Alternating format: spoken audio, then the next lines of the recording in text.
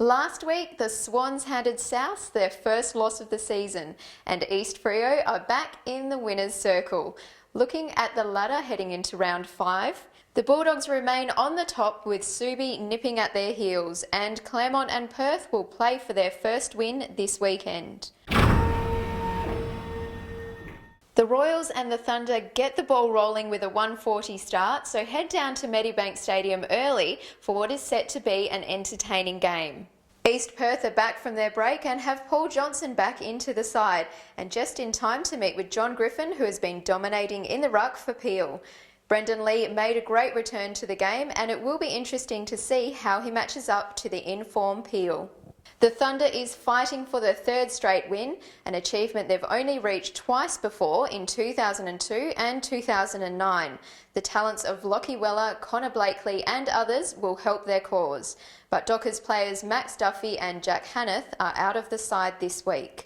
Congratulations goes to Craig Wolfe, who plays his 250th match for East Perth this weekend. Wolfe debuted back in 2002 and has been the backbone of the Royals for many years. The Swannies and East Freo are both coming off impressive wins. The Sharks may struggle for a goal with Swans defender Talon Ames in the backline, and Josh Simpson could also cause some damage. And keep an eye out for the skills of Jared Blight, who had an impressive game last week with 30 disposals, 7 tackles and a goal coming off half-back. Good news for East Freo, they see the return of George Hampson from a hamstring strain, but Matthew Jupp is out injured.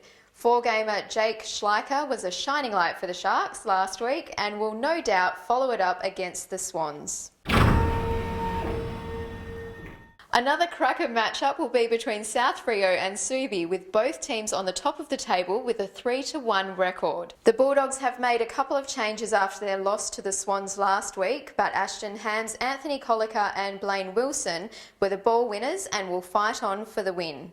The Lions get Shane Yarran back, but last week we saw the work James Garcia and Brad Stevenson can do in front of goals as well. Darren Rumble will be handy in the back line, especially with Ben Saunders lining up for the Doggies. It's an important game for the Tigers and the Demons this weekend, with both teams fighting for their first win of the season. The celebrations of Bo Meister's return was short-lived for Claremont after the former AFL player was suspended for 4 games from an off-the-ball incident last week. Tom Ledger, Jack Bradshaw and Kiefer Yu had been in great form though and line up for the Tigers. Perth has shown some promising signs in recent weeks. Liam McKenna and Chance Bateman have been reliable, and we could see the return of Brendan Stack and Kieran Hugg. But there's no stopping Aidan Tropiano, who currently has an average of over 34 disposals per game this season. Thanks to WA Footy Facts for the Footy Fact of the Week.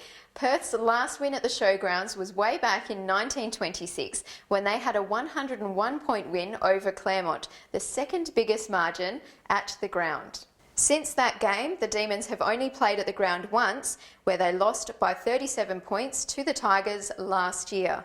Also, WA Footy Facts managed to pick all 4 winners last week in a very unpredictable competition. You can join in on the conversation using the hashtag WAFooty. And don't forget to download the Macca's WAFL app to follow all the news and the stats while you're at the game.